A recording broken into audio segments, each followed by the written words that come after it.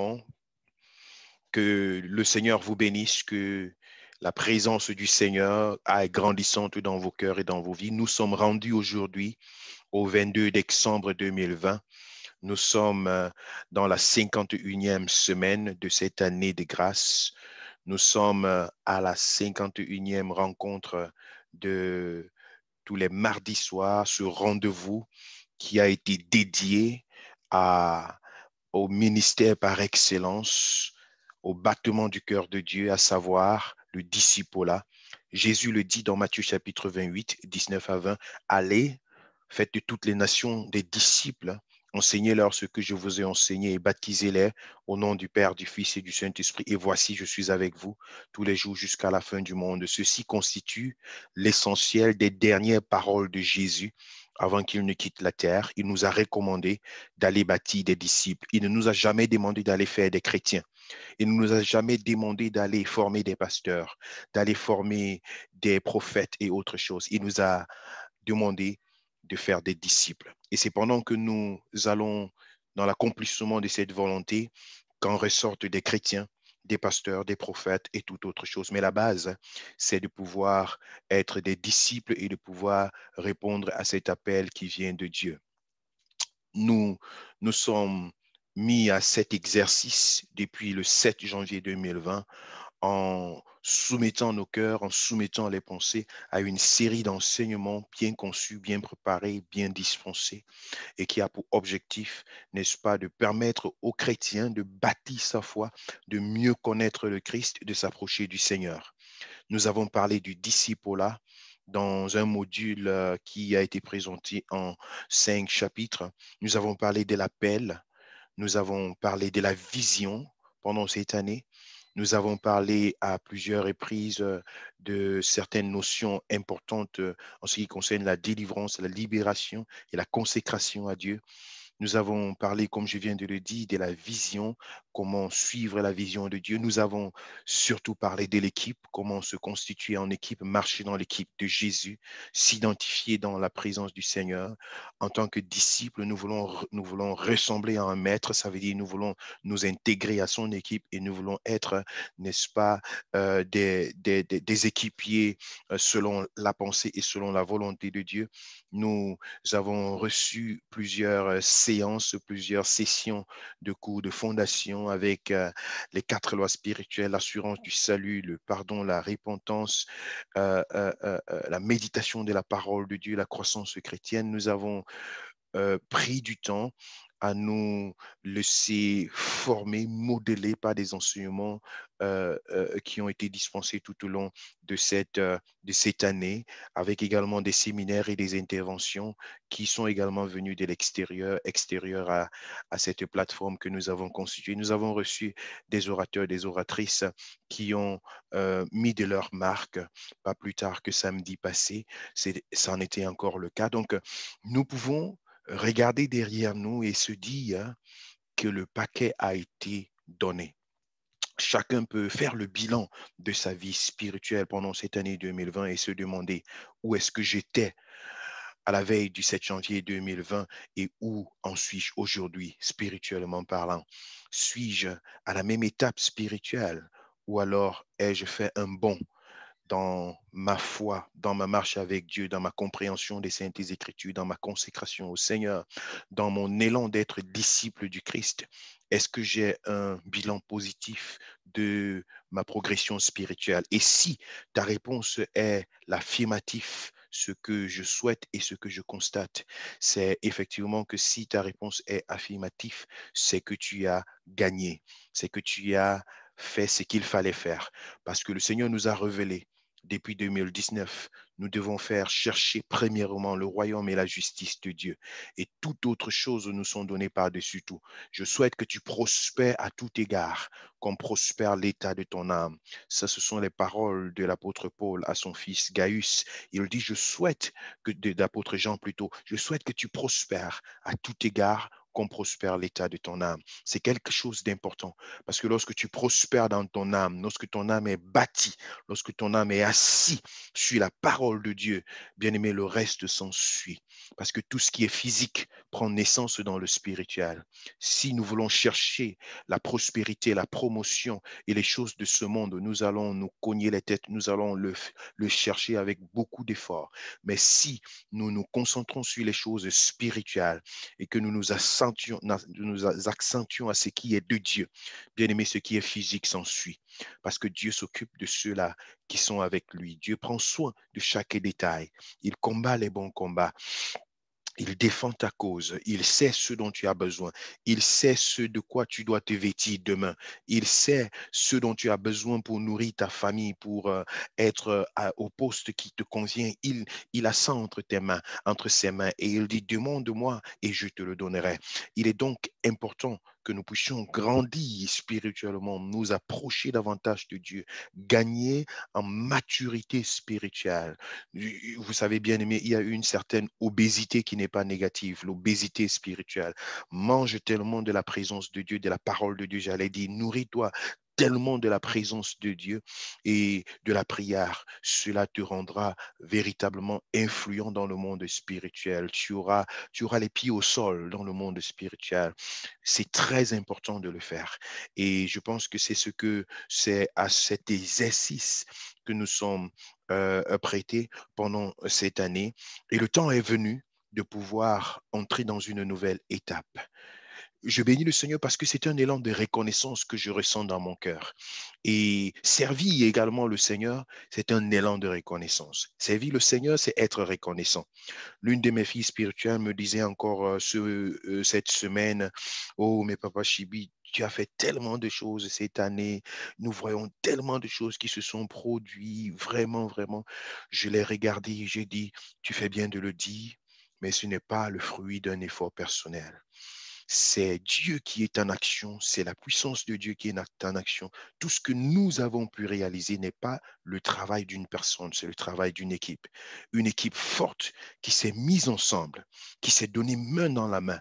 Depuis le début de cette année, nous avons décidé de travailler en équipe. Cette vision, je l'ai conçue avec mon épouse, celle-là qui me soutient, celle-là qui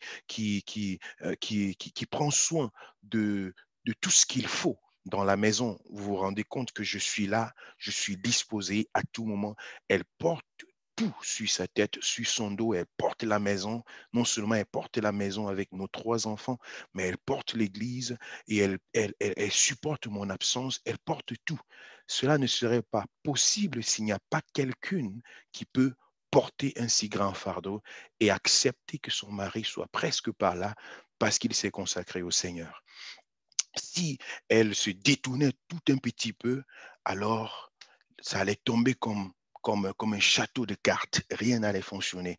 Et depuis que nous sommes mariés, je le lui ai dit de tout mon cœur, le jour où tu dis que cette affaire ne fonctionne pas, que l'œuvre de Dieu est devenue un obstacle à notre vie de foyer, je t'assure que je m'arrêterai.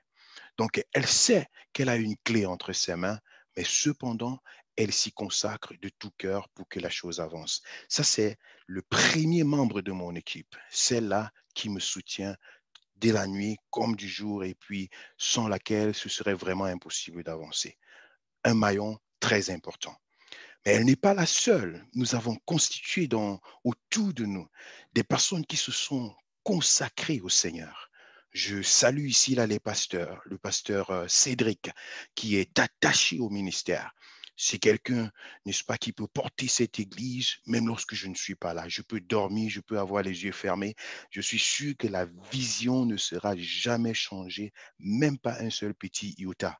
Il a porté la photocopie de la vision que Dieu a déposée dans mon cœur et il est prêt à courir avec ça. Lorsque tu as des personnes de confiance, là où tu peux dormir sur tes oreillers, alors tu sais que tu as une équipe très forte, consacrée au Seigneur. Au-delà de ses propres efforts, de sa propre personnalité, de ses propres intérêts, il est déterminé à avancer avec le Seigneur. Nous avons d'autres personnes comme mon fils, le pasteur Innocent, un homme que Dieu nous a apporté, qui est un homme béni, un homme qui a véritablement, qui est rempli de la grâce de Dieu, un enseignant par excellence, un homme de cœur, un pasteur du cœur et non pas seulement à travers l'apparence. Alors, son investigation, sa disponibilité, sa consécration, son sacrifice et son identification à la maison, cela est extraordinaire. En compagnie de son épouse, qui est l'une de mes filles spirituelles, Susanol, qui a vraiment un cœur d'enfant, un cœur de mère, un cœur de femme, un cœur soumis et prêt à marcher, à courir avec l'équipe. C'est extraordinaire. Donc, lorsque nous constatons avec cette équipe pastorale qui s'est créée et qui s'est formée davantage pendant cette année, on se dit, il n'y a rien qui puisse empêcher à une équipe pareille d'avancer et de remporter les victoires, de pousser vers l'avant et condamner à produire des bons fruits. Les uns et les autres se sont également investis dans les différentes équipes, dans l'équipe de la jeunesse, dans l'équipe de la louange de l'adoration, l'équipe de l'interprétation et sans oublier l'équipe des finances.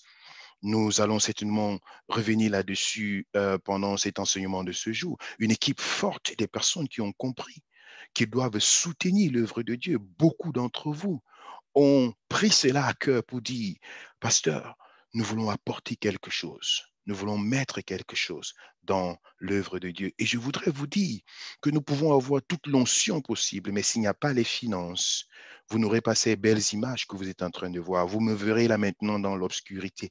Au, au, au soir du 7 janvier 2020, nous avons commencé avec mon téléphone, j'aime bien le dire. C'est avec ce téléphone. Il est complètement cassé là. Les gens me demandent de changer ça. Je dis que non. L'émotion que j'ai envers ce téléphone, il est très fort dans mon cœur. Nous avons commencé avec ça. L'image n'était pas aussi belle, aussi agréable que nous l'avons aujourd'hui. 2 semaines plus tard, à travers les dons des uns et des autres, nous avons pu nous acheter des microphones. On a commencé à travailler. Ce bureau était complètement, en fait, il n'était pas à l'état là où il est maintenant. Et c'est à travers vos sacrifices, vos dons, vos finances, vos offrandes que nous avons pu équiper le ministère et être à l'étape là où nous sommes aujourd'hui. Également, il y a eu beaucoup de choses à faire. L'Église a eu besoin de pouvoir faire des actions sociales, de pouvoir aider l'Assemblée. Lorsqu'il y a eu des difficultés dans la vie des uns et des autres, il a fallu que nous puissions réagir en tant qu'Église. Ça a été extraordinaire. Vous voyez, par exemple, je vais vous prendre un exemple assez clair. Il y a un élan de solidarité qui se manifeste dans la maison de Dieu. Nous avons reçu ici notre fille que Dieu nous a donnée comme étant notre première fille, Audrine. Mais lorsqu'elle est arrivée à la maison, ici chez nous, avant même qu'elle n'arrive, c'est quelqu'un d'autre qui a dit, Pasteur, nous voulons l'aider. Nous voulons mettre quelque chose à sa disposition afin qu'elle puisse aller à l'école, qu'elle puisse faire des cours de langue, qu'elle puisse avancer, ainsi de suite. Donc, je voudrais dire qu'il y a eu une équipe forte qui s'est mobilisée à travers les finances. Et dans plusieurs actions, dans plusieurs angles, cela a permis que nous puissions remporter la victoire qui est vue et qui est célébrée aujourd'hui. Donc, lorsque ma fille dont m'a dit, l'une de mes filles m'a dit cette semaine, oh, mais Papa Chibi, nous voyons tellement de choses, tu as fait tellement de choses et cette année, tu as fait tellement de choses. J'ai seulement secoué la tête, j'ai dit que la gloire revienne au Seigneur. Ce n'est pas le résultat de l'effort d'un individu. C'est impossible qu'un homme fait de chair, d'os et de sang soit capable de réaliser de telles choses. C'est une affaire d'équipe. C'est l'investigation des uns et des autres. C'est la participation de tous et de chacun qui nous a amenés là où nous sommes aujourd'hui. Je voudrais vous annoncer que nous ne sommes qu'au début. Nous avons tellement de choses devant nous.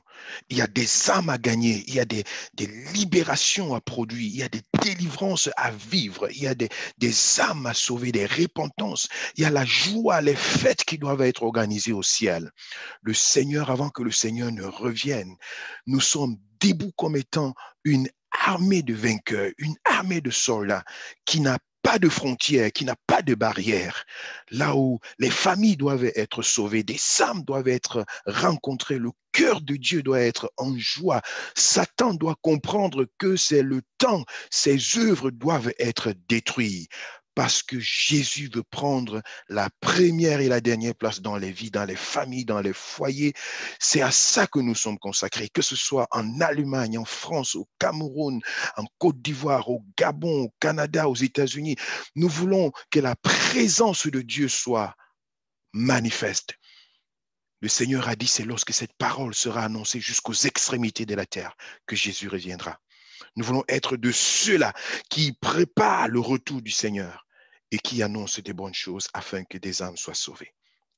Nous voyons ce qui se passe à travers l'œuvre à laquelle le Seigneur nous a appelés, et nous voyons des âmes qui sont en train de se convertir, de se tourner vers le Seigneur, les séances de baptême que nous sommes en train de préparer. Si tu sens dans ton cœur que tu dois faire ce pas, tu dois te faire baptiser, tu veux t'engager avec le Seigneur, tu veux entrer dans cette mouvance de ce que Dieu est en train de faire, tu ne veux pas rester en arrière, je t'invite à faire le pas. C'est le temps de se tourner vers le Seigneur.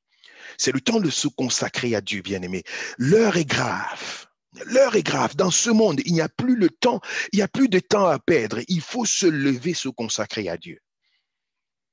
Il faut se lever et se consacrer à Dieu. Il n'y a plus d'excuses. Il n'y a pas d'excuses.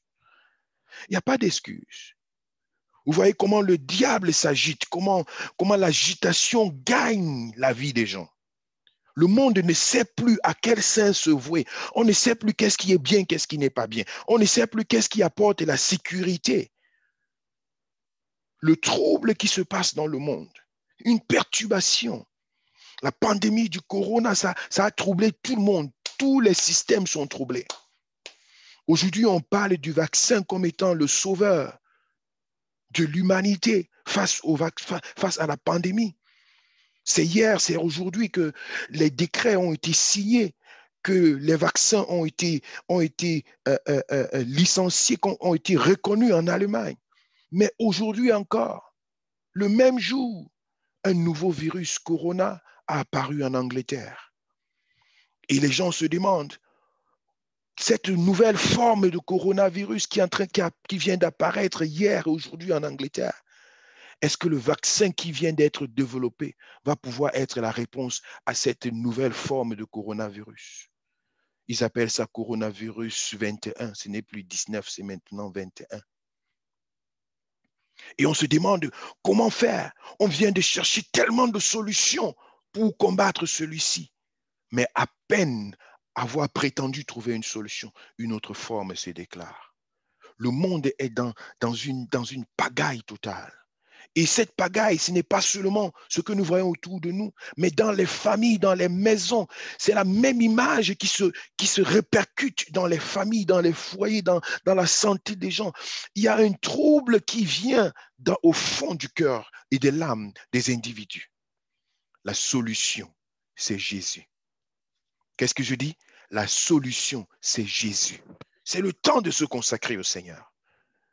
Et bien aimé, c'est le temps pour toi aussi de te mettre à la disposition du Seigneur pour qu'il t'utilise, pour qu'il fasse de toi un instrument entre ses mains, pour que tu sois, n'est-ce pas, une source de bénédiction pour quelqu'un sur cette terre, que tu sois le moyen par lequel une âme peut être sauvée. Quelle joie de savoir que tu as contribué au salut de l'âme de quelqu'un. Bien-aimé, ta récompense est immense dans le ciel. Immense. Immense, parce que c'est là-haut que nous voulons amasser nos trésors. C'est là-haut. À quoi sert-il de gagner le monde entier si l'homme perd son âme? À quoi cela sert-il? Bien-aimé, il est important de pouvoir s'accrocher sur ce qui est spirituel et pouvoir avancer. Aujourd'hui, je voudrais vous présenter une opportunité, telle que nous en avons parlé depuis 2-3 semaines, de t'associer à cette équipe forte et opaque et hermétique, c'est-à-dire cette équipe solide qui veut, en 2021, servi et impacté. C'est une année de service et d'impact. Ne t'associe pas à cette équipe si tu n'es pas déterminé. Si tu veux encore tourner en rond, non. Viens avec la disposition de ce que tu as et la volonté de servir Dieu et de payer le prix. Parce que oui, il faut être prêt à payer le prix. Il faut être prêt à payer le prix pour servir Dieu. Avec les dons et les talents qu'il t'a donnés. Vous savez, c'est très facile de dire, Seigneur, donne-moi les dons. Je veux le don de ceci, je veux le don de cela. Seigneur, donne-moi le don. Mais tu crois que ces dons-là, c'est pour toi? C'est pour dormir sur ton tête d'oreiller que Dieu te donne des dons et des talents, des capacités, du potentiel? Non. C'est pour le servir. C'est pour le mettre à la disposition des autres. C'est pour que tu meurs même en toi-même et que cela soit une opportunité pour le salut d'une âme, la transformation de la vie de quelqu'un. Et pour cela, il faut que tu sois disposé et prêt et prête à payer le prix. Mais je bénis le Seigneur parce qu'il se constitue une équipe très forte. Avant que nous ne puissions passer à la phase pratique de ce que je suis en train de dire, je voudrais lire avec vous un passage biblique dans le livre d'Esdras, Esdras au chapitre 7. Je voudrais vous montrer une équipe formidable que Dieu lui-même s'est constituée. Esdras au chapitre 7. Esdras a eu une révélation de se lever pour bâtir quelque chose pour le Seigneur, bâtir quelque chose avec le Seigneur. Mais c'était un homme qui était déjà préparé, qui avait la précision de l'avenir et qui savait où est-ce qu'il partait et il avait l'équipement nécessaire. Il était un chef d'équipe appelé à être un chef d'équipe. La Bible nous dit dans Esdras au chapitre 7, à partir du verset 6, cet Esdras vint de Babylone. C'était un scribe versé dans la loi de Moïse, donnée par l'Éternel, le Dieu d'Israël. Et comme la main de l'Éternel, son Dieu, était sur lui, le roi lui accorda tout ce qu'il avait demandé. Voilà un chef d'équipe qui s'appelle Esdras. Et la Bible nous dit au verset 6 du chapitre 7, la Bible nous présente une caractéristique extraordinaire et qui n'est pas le produit d'un hasard dans la vie d'un leader et d'un chef d'équipe.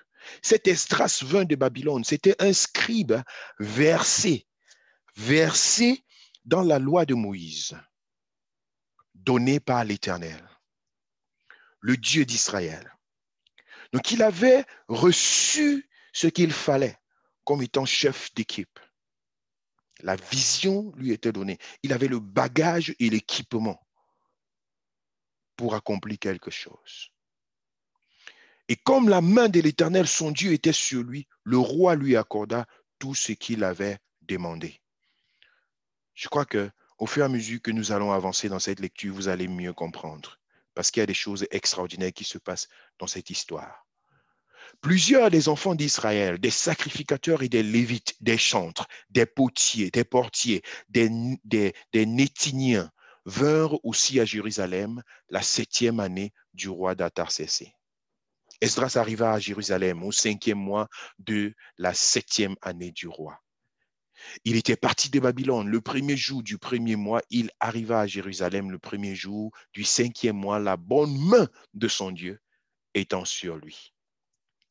Car Esdras avait appliqué son cœur à étudier et à mettre en pratique la loi de l'Éternel et à enseigner au milieu d'Israël les lois et les ordonnances. Remarquez ici que Dieu est en train de faire un travail excellent de préparation dans l'équipe d'Esdras. Dieu l'établit comme étant un chef d'équipe et il a une caractéristique particulière. C'est un scribe versé dans la loi de Moïse, dans la parole de l'Éternel que Dieu avait donnée à Moïse, son serviteur. Esdras avait reçu une vision Il avait consommé cette vision, il en avait fait sienne. Il était la représentation corporelle de la loi que Dieu avait donnée à Moïse. Il était le manteau visible de ce que Dieu avait déclaré dans la vie de Moïse. C'était un homme prêt, comme on le dit en camerounais. Il avait reçu ce qui était venu de Dieu. Il avait consommé la chose. Il était chargé. Bien aimé. Et directement, on voit au verset 7 une équipe forte qui se bâtit autour de lui. Pendant l'année 2021, nous reviendrons certainement sur certains principes du leadership. Mais ici, nous voyons que plusieurs des enfants d'Israël, des sacrificateurs et des lévites, on parle des sacrificateurs et des lévites, des chantres, des portiers, des Nétiniens, vinrent aussi à Jérusalem la 7e année du roi d'Artaxerxès. Vous allez voir plus tard que ça, ce sont des gens qui constituent finalement l'équipe d'Esdras. Le gars est tellement assis que dans son équipe, ce sont des sacrificateurs qui se rassemblent autour de lui. Des lévites, des chantres, des portiers, des Nétiniens, c'est-à-dire des personnes qui sentent qu'ici, il y a un bagage. Il y a quelque chose qui doit nous amener loin. Il y a une vision que nous devons suivre et avancer. Et Dieu appelle donc Esdras et lui donne une mission particulière à accomplir. Même le roi lui fait trouver faveur à ses yeux. Le roi Artaxerxès lui donne donc des recommandations et lui donne ce que Dieu avait recommandé, les commandements de Dieu pour le peuple. Et il dit, Esdras, nous te faisons confiance. Au verset 13. J'ai donné ordre de laisser aller tous ceux du peuple d'Israël, de ses sacrificateurs et de ses lévites qui se trouvent dans mon royaume et qui sont disposés à partir avec toi pour Jérusalem. Une responsabilité extraordinaire. Avant cette portion des Saintes Écritures, nous n'avons vu de telles choses que dans le cas de Moïse. Mais Moïse, il était le chef d'une troupe de païens et d'endurcis. Ici, Esdras est le chef d'une équipe de sacrificateurs, des personnes qui veulent servir, qui sont déterminées à avancer avec lui. Il dit, les voici, je les mets à ta disposition, vas-y. Tu es envoyé par le roi et ses 7 conseillers pour inspecter Juda et Jérusalem d'après la loi de ton Dieu, laquelle est entre tes mains. Et pour porter l'argent et l'or que le roi et ses conseillers ont généreusement offert au Dieu d'Israël, dont la demeure est à Jérusalem. Extraordinaire. Extraordinaire. On va voir qu'est-ce qui s'est passé ici au verset 8. Esdras arriva à Jérusalem au 5e mois du 7e mois de la 7e année du roi. Il était parti de Babylone le 1er jour du mois et il arriva à Jérusalem le 1er jour du 5e mois. La bonne main de son Dieu étant sur lui. Le Seigneur a veillé lui-même sur Esdras. Il a veillé lui-même sur lui. Donc, quelqu'un qui s'est déterminé à marcher et à courir avec le Seigneur dans la vision de Dieu, rempli de ce qui est de Dieu, et en qui Dieu fait confiance et met autour de lui une équipe forte, une équipe formidable. Maintenant, il y a eu quelque chose de particulier qui s'est passé dans cette même histoire. On va voir à partir du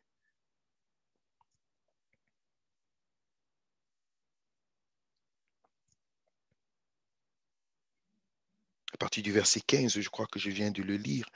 On voit comment Dieu a mis des personnes particulières auprès d'Esdras pour l'accompagner dans cette mission, pour marcher avec lui et pour accomplir ce que Dieu lui avait confié.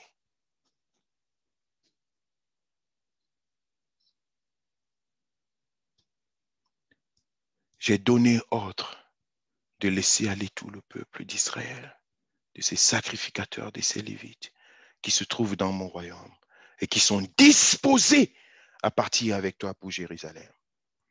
Bien-aimé, es-tu disposé à être dans l'équipe du Seigneur? Es-tu disposé à être dans la vision de Dieu pour 2021? Es-tu disposé à faire partie de l'équipe que Dieu a mis en place pour accomplir de grandes choses? Je crois que ce que nous avons vu en 2020 n'est que l'ombre des choses que Dieu réserve pour nous en 2021. Je crois que ce que nous avons expérimenté pendant cette année n'est que l'ordre des choses qui viennent dans l'année 2021. Mais ceci n'est faisable que par la participation, l'engagement des uns et des autres. Il faut que des personnes qui veulent marcher soient des personnes qui sont là et qui sont là de tout leur cœur. C'est très important. Et ce n'est que de cette façon que nous pouvons aller avoir de l'impact.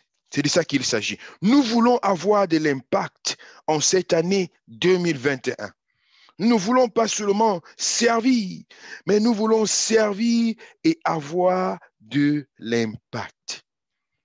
Il faut que chacun se lève, bien-aimé. Que chacun reconnaisse sa position, son autorité, la capacité. Tu as prié pendant cette année. Seigneur, révèle-moi qui je suis. Seigneur, donne-moi mon identité. Seigneur, dis-moi, ainsi de suite, donne-moi des tes dons. Nous avons prié. Le Seigneur a baptisé spirituellement des gens. Le Seigneur a révélé des dons et des talents. Le Seigneur a réactivé les dons qu'il avait mis en toi. Ne les laisse pas mourir. Ça a été une année de réception. Bien sûr que 2021, il y aura davantage beaucoup à recevoir. Mais autant, il y aura beaucoup à donner. Beaucoup à donner parce que Dieu a donné à chacun d'entre nous la possibilité d'être béni, mais aussi de pouvoir être un instrument pour la bénédiction des uns et des autres. Alléluia. Que la gloire revienne au Seigneur. Et je bénis le Seigneur. Nous avons parlé de ces choses dans l'enseignement sur l'équipe, un enseignement sur lequel nous avons consacré au moins 3 séances d'enseignement, de rencontres. Donc ici, je viens de vous montrer juste un aperçu de ce qui s'est passé, un parallèle de la sortie de l'Égypte par la mission que Dieu avait confiée à Moïse. Il avait mis à ses côtés, en dehors d'Aaron et de Marie, il y avait que vraiment des personnes qui avaient le cou raide, qui devaient sortir de l'Égypte. Je pense que ça a été peut-être à plusieurs reprises l'image de cette année 2020. Juste quelques sacrificateurs, quelques Aaron et quelques Marie. Mais en 2021, nous passons à la transition d'Esdras. Là où il ne s'agit plus tout simplement d'une équipe en majorité de personnes qui auraient le cou raide, qui se morfondrait dans le désert, qui murmurerait à tout moment, qui se charmenterait pour des petites choses, qui regretterait d'être sorti de l'Égypte, qui regretterait d'être passé par la mer Rouge, ainsi de suite. Parce que c'était ça, les caractéristiques de l'équipe de Moïse. Il fallait que ce chemin soit fait. Dans Exode chapitre 18, j'allais dire Nombre chapitre 18, Exode chapitre 18, Dieu se révèle à Moïse à travers Jéthro, son beau-père, et lui révèle les causes de son échec, de la difficulté d'avancer avec le peuple. Et lorsqu'il comprend les conseils de Jéthro, il établit un principe d'équipe, de délégation et de hiérarchie et il l'organise. Et à partir de ce moment, il entre dans ce que Dieu a prévu pour lui. Dieu, avant d'appeler Esdras, il a mis en tant que roi le paquet minimum à la disposition d'Esdras et il dit, c'est le temps. Nous entrons en 2021 dans une atmosphère prophétique qui est comparable à celle d'Esdras. Tu es un sacrificateur. Tu es un appelé de Dieu. Tu es un lévite. Tu es un chantre. Tu es un investi de Dieu. Dieu a mis des choses entre tes mains. Ça peut être des finances. Ça peut être la grâce qu'il a déposée sur toi. Que veux-tu en faire en cette année 2021? Que veux-tu en faire? En ce qui nous concerne et en ce qui concerne plusieurs d'entre vous, nous avons décidé de nous tourner vers le Seigneur, de servir Dieu avec efficacité, avec engouement, avec détermination. Et nous avons donc réparti un ensemble de, de choses, de départements dans le CBS Church, le CBS Online Church. Nous avons décidé de nous répartir et de nous organiser. Là où les sacrificateurs, les lévites, chaque chantre, chaque personne qui est appelée de Dieu et qui veut être de tout cœur avec l'ensemble, a l'opportunité de s'y mettre. Bien aimé, c'est une année où nous voulons travailler avec précision. Nous voulons travailler sans nous laisser distraire. Nous voulons que l'avion qui décolle ne puisse pas s'arrêter. Ne puisse pas s'arrêter. Il y aura peut-être d'autres avions qui auront tendance à brouiller celle dans laquelle nous nous sommes engagés pour pouvoir entrer dans ce que Dieu a pour nous. Mais je voudrais vous assurer, même dans les tourbillons, nous tiendrons le cap et nous atteindrons notre objectif en cette année. Même s'il faut faire des atterrissages forcés, nous les ferons, mais nous décollerons de nouveau jusqu'à ce que l'impact que Dieu a réservé pour nous, que cet impact-là se réalise. Une chambre haute, un lieu de prière, l'évangélisation dans le cadre du service de la fondation de la foi, le web, équipe de techniques et de médias, Youth Alive, une équipe de la jeunesse, Praise and Worship, cette équipe de louange adoration, les partenaires, équipe de soutien financier du CBS Church, CBS Online, le Business Forum, une équipe de développement personnel et d'entrepreneuriat, Manpower, l'équipe des hommes, le TM31, c'est une équipe de partenaires des femmes, Mama Life, ses mères, ses épouses, et ensuite CBS Kids, les moniteurs et monitrices d'enfants. Je vous l'ai présenté déjà.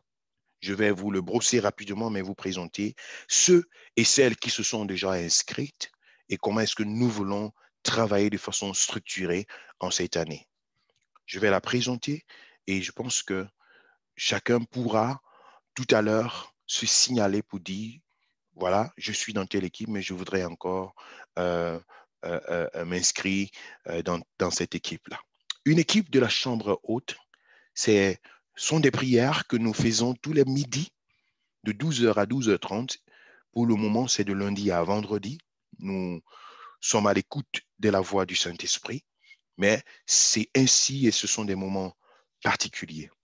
Vous savez, lorsque nous étions en prière aujourd'hui à midi, j'avais un sentiment dans mon cœur d'incapacité. Un sentiment d'incapacité, un sentiment de quelqu'un qui... Je vous dis vraiment ce qui se passait dans mon cœur.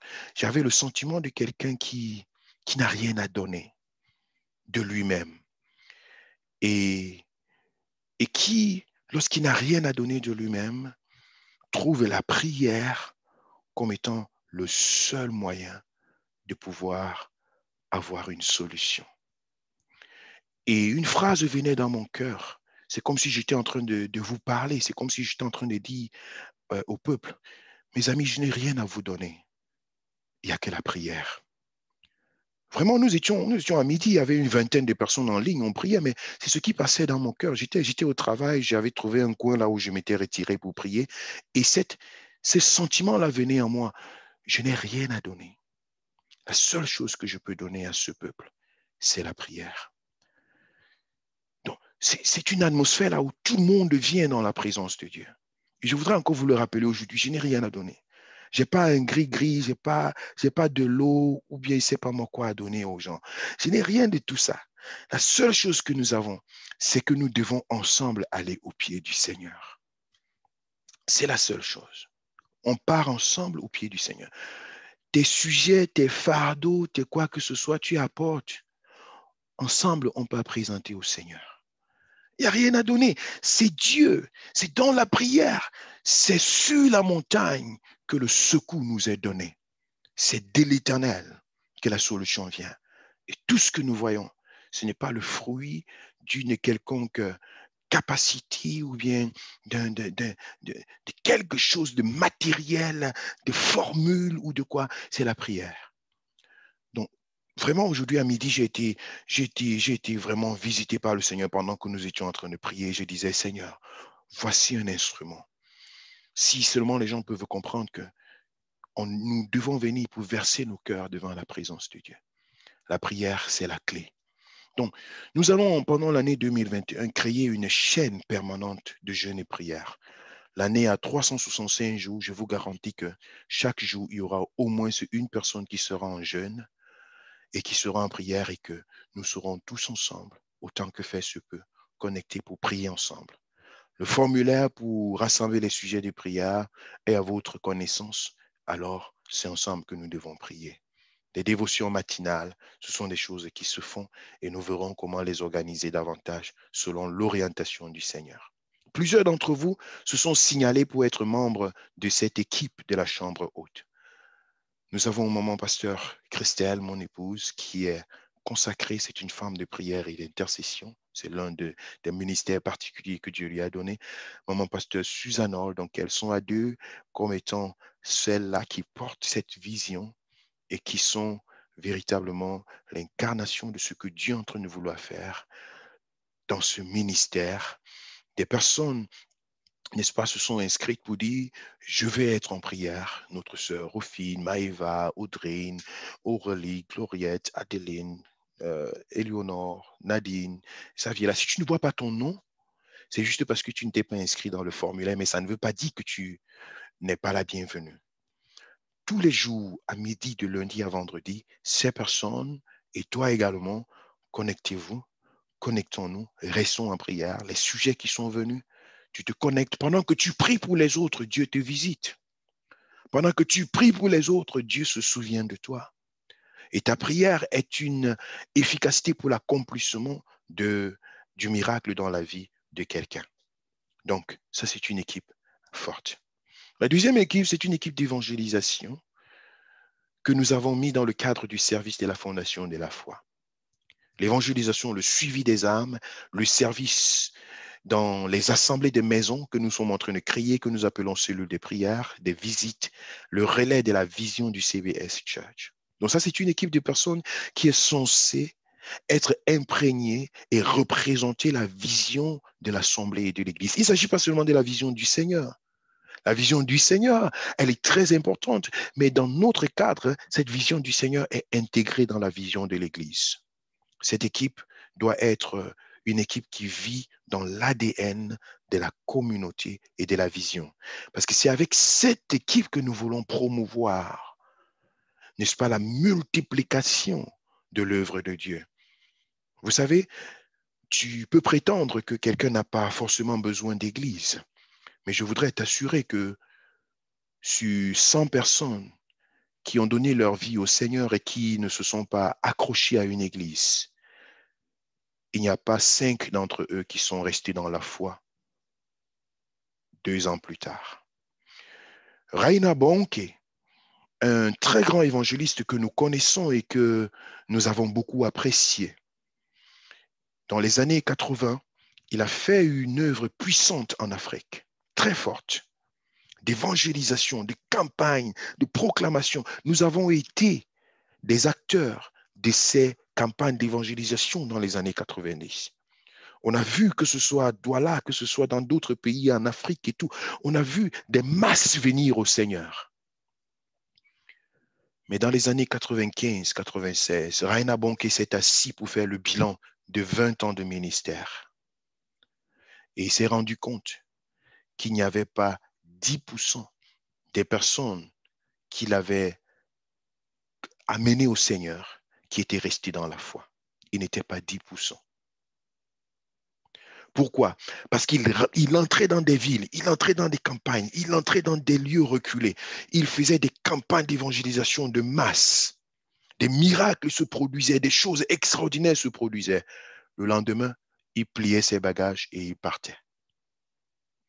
Toutes ces âmes étaient abandonnées à elles-mêmes.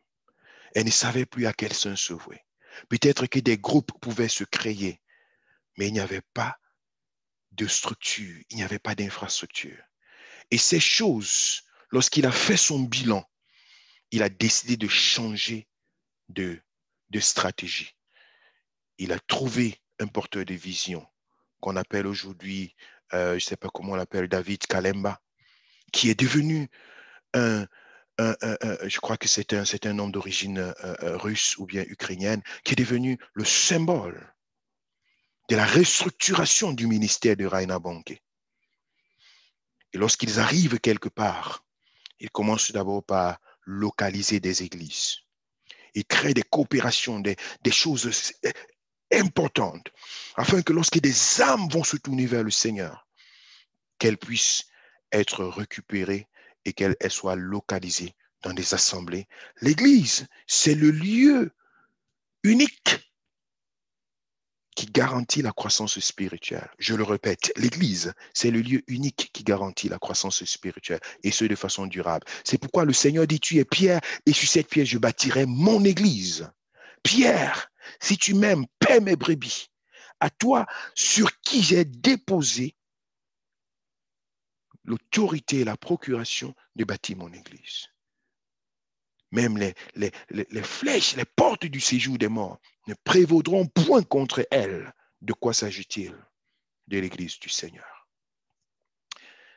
Nous avons aussi, dans les années 1900, 1905, 1907, dans l'histoire de la théologie du pentecôtisme, nous avons deux évangélistes, deux pionniers qui ont réveillé la foi chrétienne après que les apôtres aient travaillé et que le catholicisme est venu pour ramollir la flamme.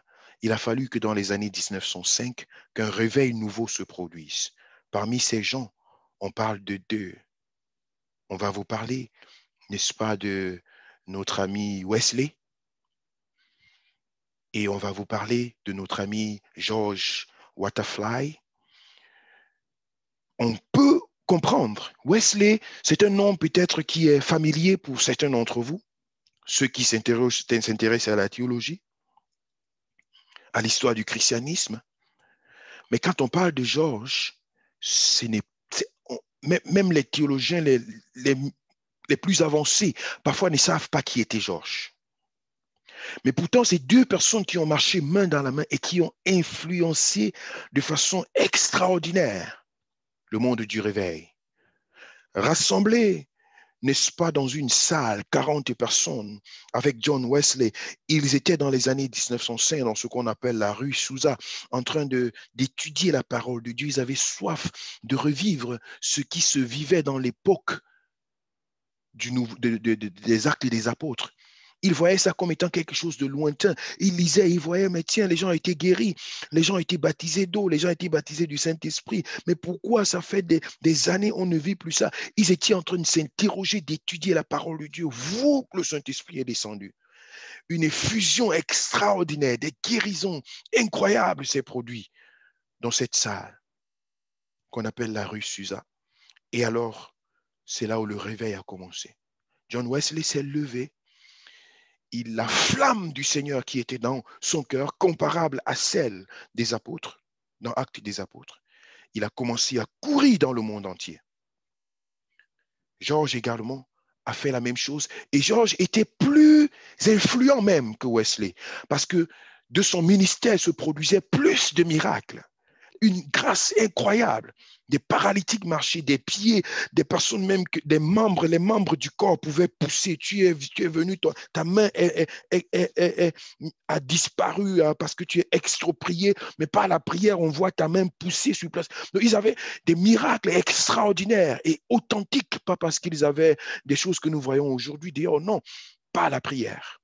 Des choses extraordinaires se produisent. Dieu venait de déposer un réveil nouveau dans le monde pour établir quelque chose dans le monde spirituel, dans le monde chrétien. Mais vous savez la différence, c'est que Josh, il s'est comporté comme Raina Bonke. Il partait partout, il courait partout, il courait partout, il faisait, il continue, il fait, il continue, il investit, il continue, il dépose, il continue, il dépose, il continue. Quand il est mort, il n'y a pas eu de traces derrière lui. Mais Wesley, il a été stratégique et structurel. Partout là où il passait, il déposait une église. Il déposait un temple. Il déposait la présence de Dieu. Quand vous parlez aujourd'hui de l'église réformée, de l'église méthodiste, de l'église luthérienne, ça, ce sont des fruits du ministère de Wesley. Même comme aujourd'hui, ces églises sont un peu plus conservatrices. Mais dans leur base, ce sont des églises pentecôtistes, ce sont des églises de réveil. Et les mouvements de full gospel qui s'est répandu dans le monde entier, des mouvements des assemblées de Dieu, Assemblies of God, ainsi de suite. Ça, ce sont des structures qui ont été établies par Wesley dans son origine. Aujourd'hui, il n'est pas là. Mais l'œuvre que Dieu a opérée à travers sa vie, c'est visible, c'est palpable. Parce qu'il a compris dans quelle structure il doit marcher, dans quelle orientation il doit marcher.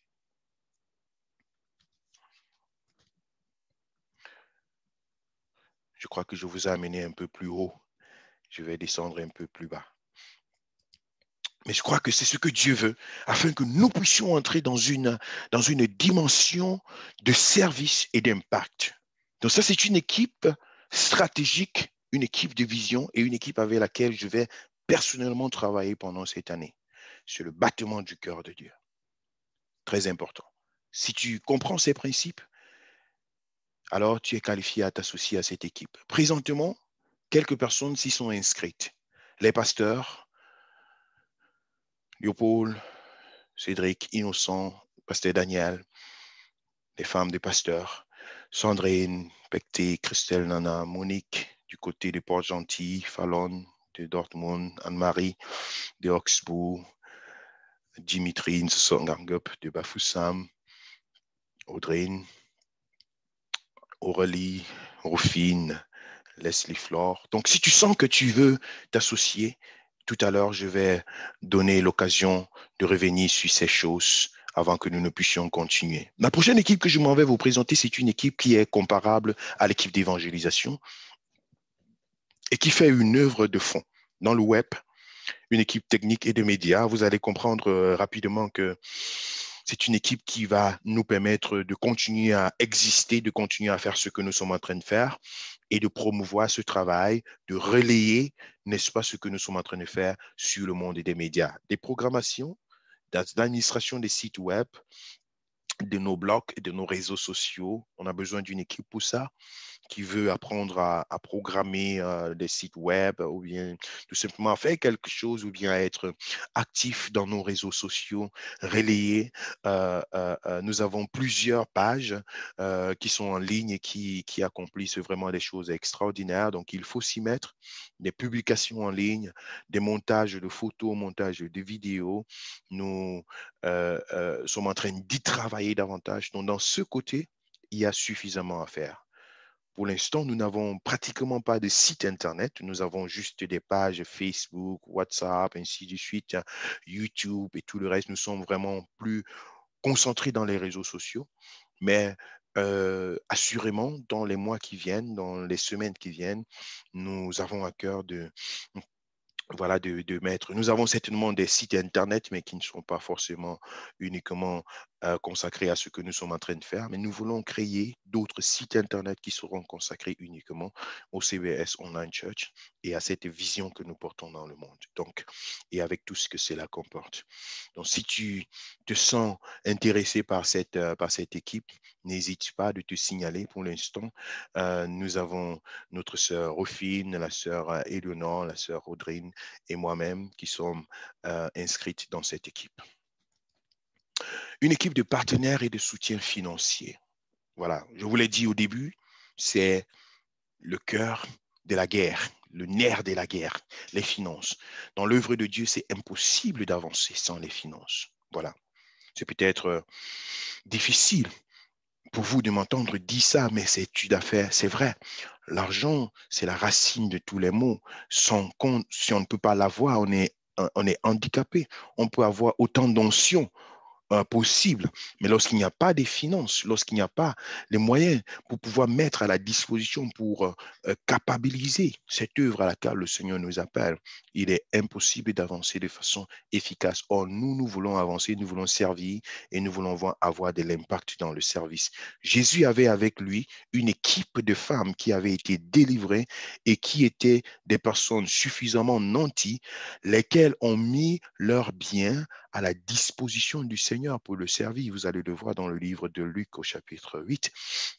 C'était des femmes qui avaient été délivrées, qui étaient des femmes d'Hérode et puis en fait, qui ont décidé de soutenir le ministère de Jésus pendant qu'il partait de ville en ville, de lieu en lieu. Donc, on comprend que là, Dieu avait mis une équipe de soutien financier autour de la vision et c'est ça qui permettait à Jésus d'accomplir son travail. C'est pourquoi j'ai dit tout à l'heure, c'est pratiquement impossible. Mais c'est à Dieu, notre Dieu, qu'appartiennent l'or et l'argent. Donc, nous savons que ce que nous avons, c'est Dieu qui nous les donne. Donc, il nous les donne afin que nous puissions les mettre à la disposition de son œuvre pour pouvoir avancer.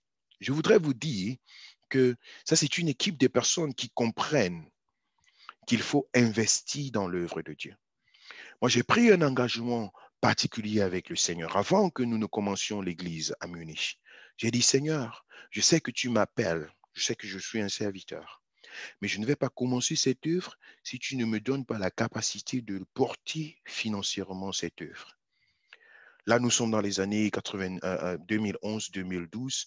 Je quittais Hambourg pour descendre au sud de l'Allemagne après avoir fait un travail spirituel de ce côté-là. Dieu m'a envoyé dans le sud et j'ai pris du temps. J'ai dit, Seigneur, je sais que tu m'envoies ici afin que je puisse créer une nouvelle assemblée. Mais avant que je n'engage, je voudrais être capable, n'est-ce pas, de porter moi-même financièrement cette œuvre. Et je le disais par humilité, non pas par orgueil, mais vraiment par détermination, parce que je sais, je continue à comprendre que l'œuvre de Dieu ne peut pas fonctionner s'il n'y a pas des finances qui permettent à cette œuvre de fonctionner. Et quand nous avons commencé, j'aime le dire, Dieu nous a bénis. C'est pendant plus de 8 à 9 mois, on n'a pas, j'ai pas eu, il a fallu même que Dieu, j'ai demandé pardon à Dieu pour ça parce que Dieu a dû me ramener à l'ordre parce que j'empêchais aux gens même d'être bénis. Il n'y avait pas d'offrande, il n'y avait rien dans l'église. Je payais le loyer de l'église de mes propres poches. Les étudiants qui étaient là, ils venaient et puis ils recevaient encore l'argent des transports pour rentrer à la maison et tout le reste. Un jour, Dieu m'a dit, non, tu es en train d'empêcher le peuple d'être béni. Et je me suis repenti. Donc, quand je vous le donne maintenant, ce n'est pas par orgueil ou quoi, mais c'est juste par témoignage. Pour dire, nous devons avoir un cœur disposé à mettre à la disposition du Seigneur tout ce que nous avons reçu. Et ça, c'est une preuve que nous sommes reconnaissants au Seigneur parce que c'est ce que lui, il nous a donné. Voilà. Donc ça, c'est important. J'allais dire que sans cela, on n'aurait même pas commencé. Il a fallu qu'il y ait ce sacrifice pour qu'on puisse commencer. Donc c'est une équipe de personnes qui veulent soutenir l'œuvre. Nous avons des charges administratives de l'Église. On a un projet d'acquisition et de l'entretien du matériel informatique et médiatique. J'en parlais encore hier, j'étais en pleine réunion pastorale avec les pasteurs Cédric et Innocent, nous étions en train de prier et de travailler sur la vision de l'année qui est devant nous et on s'est rendu compte qu'il faut du matériel. Il faut du matériel. Les pasteurs ont besoin d'être équipés. Le pasteur Innocent à Munich, avec la responsabilité qu'il a dans l'église locale à Munich, il a besoin d'être équipé. Le pasteur euh, euh, euh, euh, Cédric du côté de Oxbow, nous voulons être davantage efficaces, avoir de l'impact. Il faut de l'équipement. Et quand on parle de l'équipement, ce sont des caméras, ce sont des softwares, c'est des choses qui permettent d'être en ligne, d'être communicatif, d'être à la disposition du peuple et de pouvoir avancer. Nous sommes, n'est-ce pas, en train de travailler là-dessus et nous savons que dans l'année 2021, ça va nous demander beaucoup d'investissements financiers.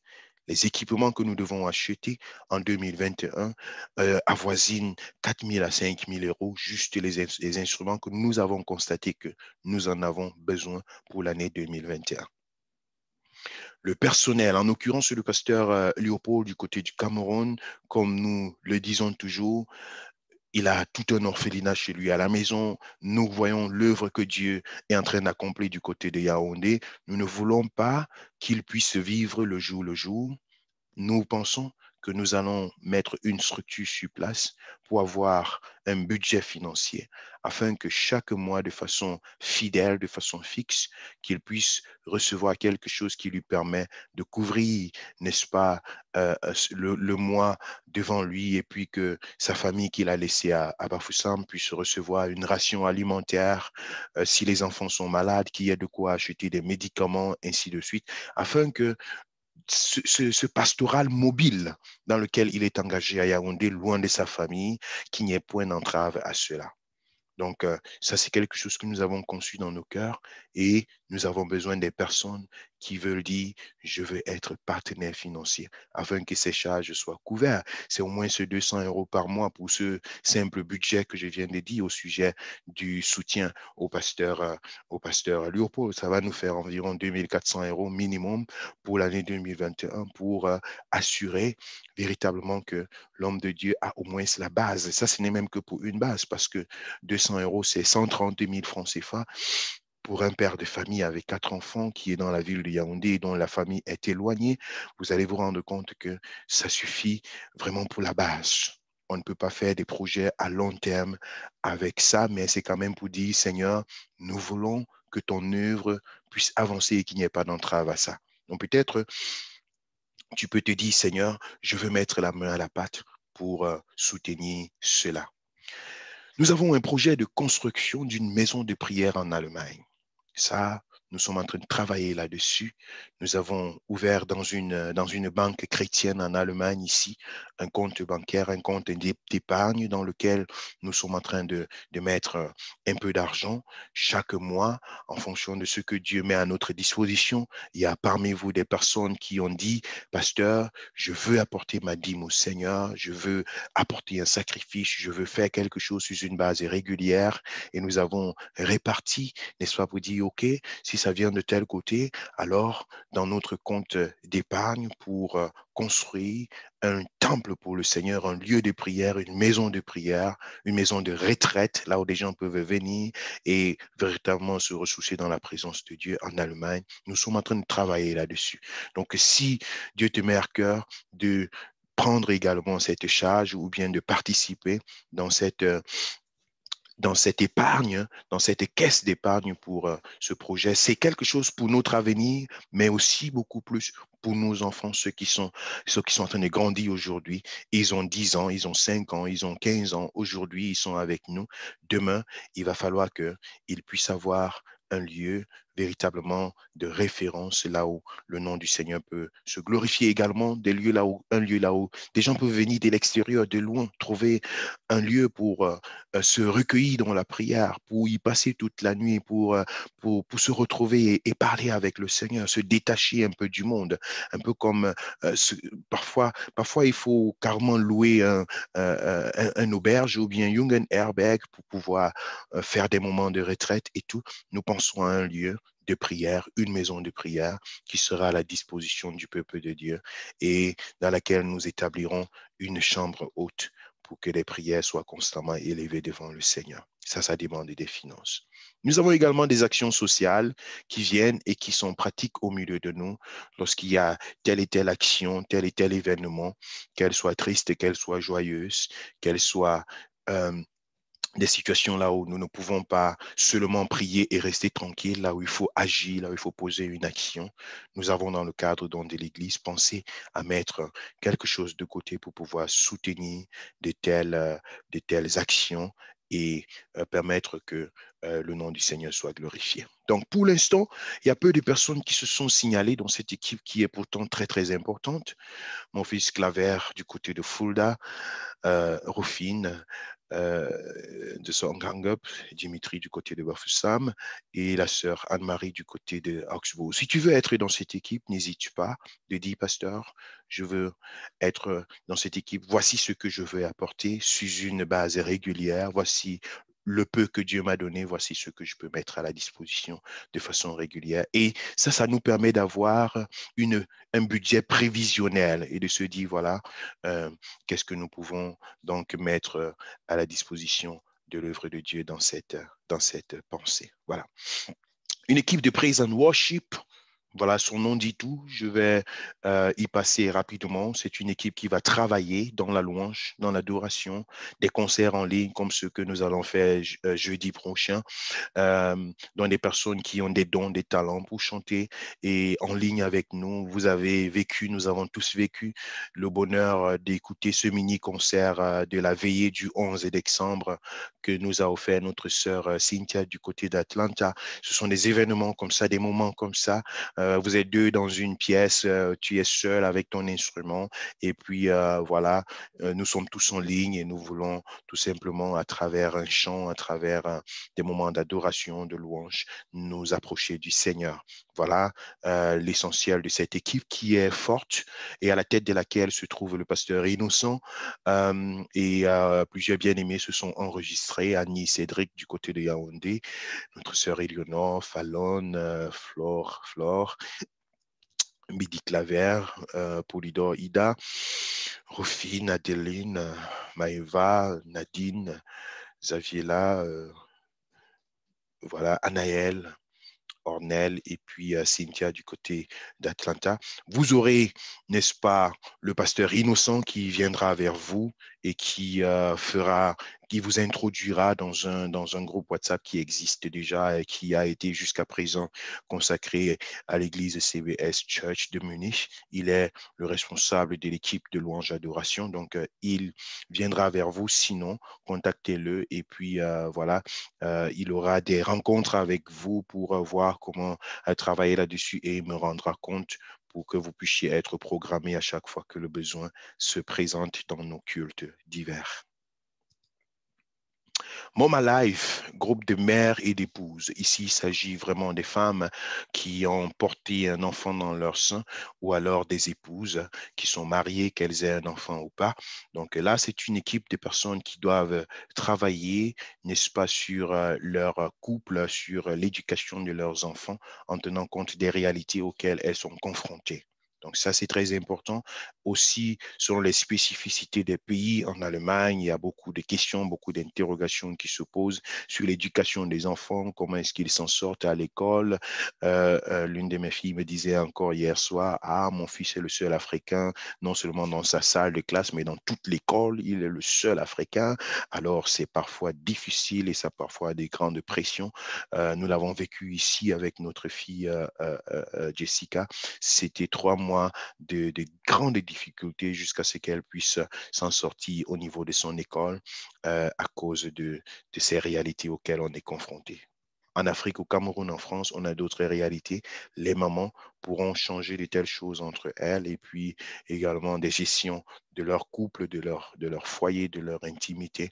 Ce serait quelque chose de génial. Donc là, il y a des moments, maman pasteur, Éléonore, Sophie, Leslie Flore, Aurélie, Gloriette, Rufine et puis Nadine du côté de l'Italie. Si tu veux t'associer à ce groupe, n'hésite pas de le faire.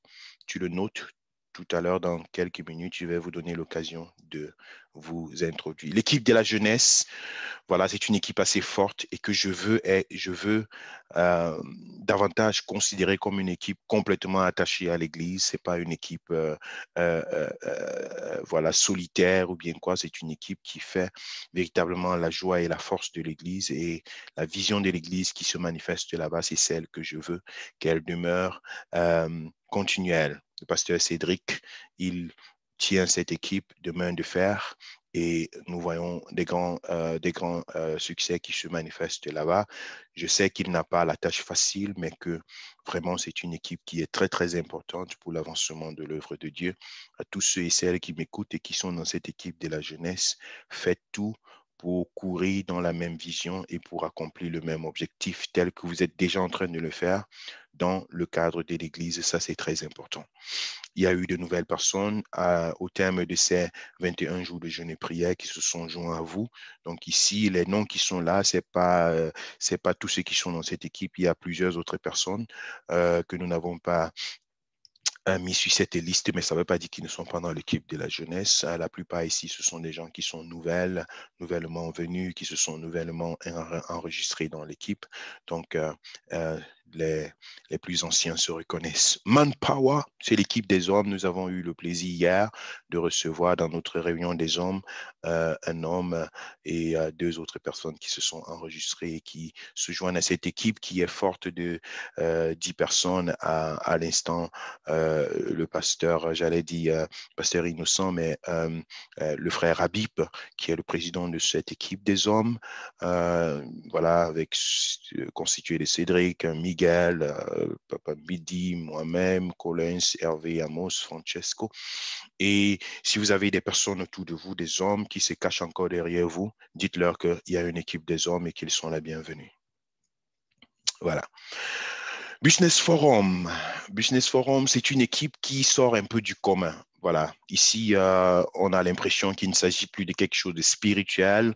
Vous en avez raison à la première vue. Il s'agit d'une équipe qui se consacre à l'éducation financière des adultes, éducation financière des enfants, la revue de projets et d'investissements individuels ou collectifs.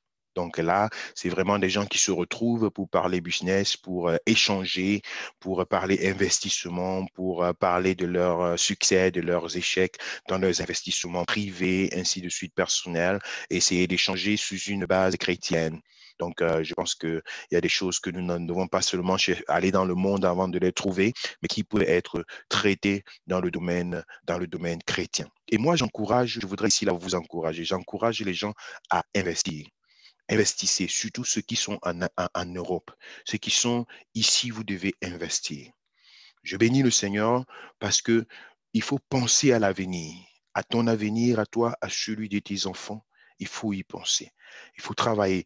N'attends pas, même si tu es une femme, n'attends pas que c'est le jour où tu vas te marier que tu vas commencer à faire quelque chose. Investis.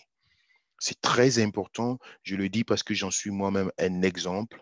J'ai plusieurs investissements personnels que j'ai réalisés au Cameroun déjà à l'époque d'étudiant en tant qu'étudiant. Le peu que je pouvais gagner, même s'il fallait aller laver les toilettes à gauche, à droite, directement, je trouvais des occasions pour pouvoir déposer quelque chose en sachant que même dans 10 ans, dans 20 ans, cela va produire.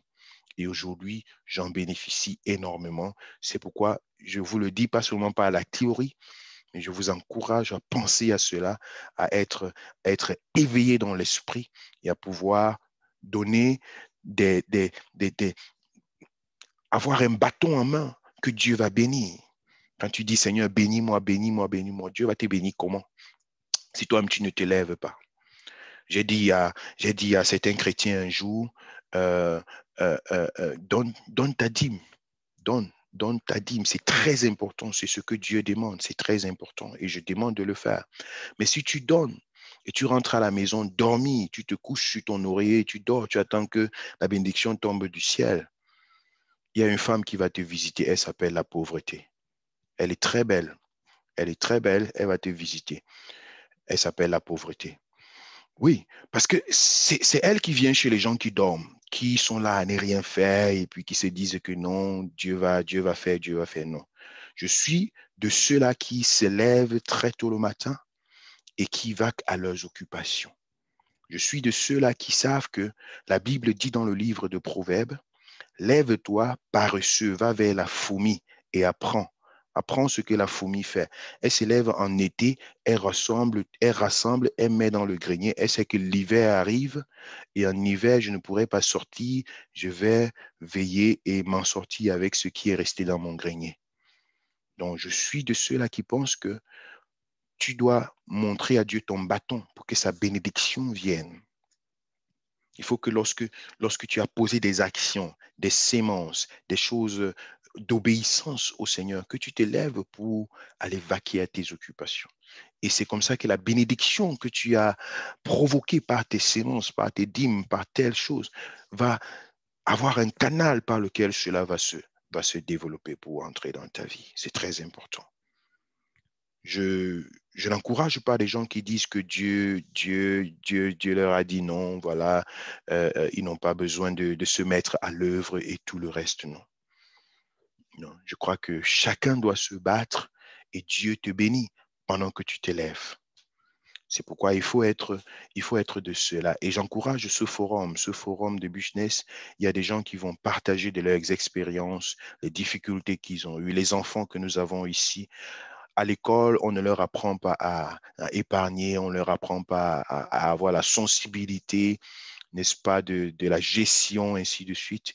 Euh, donc, vous m'entendez là et vous demandez, est-ce que c'est même le pasteur Chibi qui est en train de parler? Oui, c'est toujours le pasteur Chibi qui parle. Il a d'autres casquettes. Il est aussi un entrepreneur. Voilà. Donc, à cette équipe se tiendra notre sœur Éléonore qui a ce fardeau dans le cœur et cette ambition. Donc, contactez-la si vous voulez être dans cette équipe. Elle va vous donner les détails. Je la soutiens. Elle a mon soutien à 100% dans cette équipe. Nous avons d'autres personnes qui se sont associées, n'est-ce pas, la sœur Anne-Marie, la sœur Armelle. Je ne sais pas pourquoi je t'ai mis 2 fois, Éléonore, peut-être parce que je te soutiens. Voilà. Maintenant, je t'enlève une fois. Bon, peut-être tu es maintenant plutôt à 150%. OK, gloire à Dieu. Donc, il y a plusieurs autres personnes qui vont s'associer. Et voilà, si vous voulez vous y mettre, contactez-la et puis le travail va se faire. Déjà, ici, dans cette équipe, elle va lancer dès le 1er janvier ce qu'elle appelle des cotisations. Elle va lancer ce qu'elle appelle des cotisations. Donc, peut-être tu cherches une équipe avec laquelle tu vas faire des cotisations, peut-être 50 € par mois, 100 € par mois.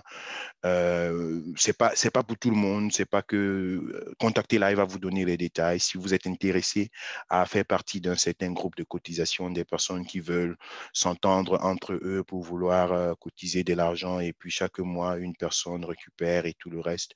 Elle a tout mon aval là-dessus. C'est un projet que je soutiens également. Ça peut bénir plusieurs d'entre vous. Je connais des gens qui ont payé même leur permis de conduire avec ça, qui ont fait telle et telle chose de façon pratique avec. Ça va vous aider. Voilà, juste pour que lorsque vous allez partir vers elle et qu'elle va vous parler de ça, que vous sachiez qu'elle a mon aval à ce sujet. Trouvez mon 31, c'est une équipe de femmes dynamiques, un groupe de femmes qui est tourné vers l'exhortation, des enseignements, des conseils et des prières autour des thèmes spécifiques à la femme, des thèmes spécifiques à la jeune fille, des thèmes spécifiques au foyer, à l'éducation des enfants. Donc ça, c'est une équipe assez forte qui ne se laisse plus présenter. Elle est active en Allemagne depuis presque un an, ou alors un peu plus d'un an. Donc, vous connaissez les leaders, Anne-Marie, notre sœur Mireille du Canada, mon épouse, et également d'autres personnes qui sont associées comme Christelle, Éléonore qui s'est inscrite, Polydore, Rufine, Agnès, Nadine, Flore, et puis Sandrine et Sophie. Donc ça, il y a plusieurs personnes. Hein. Ça, c'est juste la liste que j'ai tirée des formulaires qui ont été remplis en ligne. Sinon, vous êtes plus nombreuses que ça. Donc, rencontrez donc la sœur Anne-Marie si vous voulez un peu plus de détails. Cela vous sera communiqué. Et la dernière équipe, pas la moindre, c'est une équipe de moniteurs et de monitrices d'enfants. Le frère Hervé, et la sœur Fallon sont à la tête de cette équipe. Laetitia du côté de l'Espagne, c'est signalé, et Maëva du côté de Neu-Ulm. Il y aura beaucoup de travail à faire à ce niveau-là. Donc voilà, autant d'opportunités pour servir et pour servir avec impact. Je crois que personne n'aura, n'est-ce pas, l'occasion de dire, je n'ai pas su comment servir le Seigneur. L'occasion ne m'a pas été présentée. Ça, ce n'est pas possible dans le CBS parce que nous sommes tournés vers donner l'occasion à chacun de pouvoir s'exprimer, de pouvoir œuvrer, de pouvoir se mettre au travail. Nous travaillons de façon progressive. Nous essayons de discerner ce que Dieu a déposé dans la vie des gens et nous allons progressivement à aider chacun à entrer dans sa destinée. On ne brusque pas, dans le CBS, on ne brusque pas. Dans le CBS, on ne te jette pas dans l'eau et puis on te dit nage de toi-même et que c'est avec cette responsabilité-là que tu vas grandir. Non, c'est pas de ça qu'il s'agit. Nous veillons comme l'aigle. Quand l'aigle a ses aiglons dans un nid perché au-dessus d'une montagne, l'aigle va progressivement, pendant une bonne période, dans la vallée, chercher à manger et venir donner aux aiglons, autant que faire se peut. Et à un certain moment, lorsque l'aigle se rend compte que les aiglons ont un peu de force, l'aigle prend les aiglons et commence à survoler la vallée. Il prend l'aiglon avec ses griffes, il survole la vallée, il s'envole et il revient sur le nid les déposer. L'aigle fait ça pendant un bon bout de temps. Et à un certain moment, il prend un seul aiglon et il va survoler, il arrive à une certaine dimension, une certaine hauteur, pas trop haute de la vallée, et il lâche l'aiglon. Il lâche l'aiglon et il l'observe parce que l'aigle a un regard très, très fixe. Il observe comment l'aiglon se bat. Quand il se rend compte que l'aiglon a perdu les forces, tac, il le récupère et il remonte avec lui, le déposer dans le nid. Le processus recommence. Il redescend avec l'aiglon, il le lâche et il observe. L'aiglon se bat. Quand il sent que wow, ça fonctionne, il le laisse. Mais dès que l'aiglon perd les forces, tac, l'aigle le récupère et il le ramène dans le nid. Et c'est ce processus-là que l'aigle fait avec ses aiglons jusqu'à ce qu'à un moment, lorsqu'il a lâché l'aiglon et que l'aiglon a pris tout l'envol et a maîtrisé l'atmosphère, maîtrisé le vent, peut savoir comment poser ses ailes, en ce moment-là, l'aigle comprend que c'est accompli. Donc, nous ne ramassons pas des aiglons pour les jeter tout simplement et dire que débrouille-toi et tu vas grandir avec ça. Non. Ça, c'est un suicide spirituel. C'est quelque chose qui détruit beaucoup. Lorsqu'on n'a pas encore été nourri, on ne sait même pas sur quelle base fonctionner. On n'a pas de vision de la maison. On ne connaît pas les principes, n'est-ce pas? On n'a pas fait ses propres erreurs dans la maison. On est plutôt lâché dans l'atmosphère. Il y a des déformations, des malformations qui se produisent et cela est parfois difficile et très difficile à redresser. Dans le CBS Church, nous voulons accompagner chacun dans la découverte de sa destinée et dans l'exercice de celle-ci, afin que ce que Dieu a déposé dans la vie de chacun, que cela puisse être mis en exercice, surtout avec impact et efficacité. C'est ce à quoi nous voulons nous engager dans l'année 2021.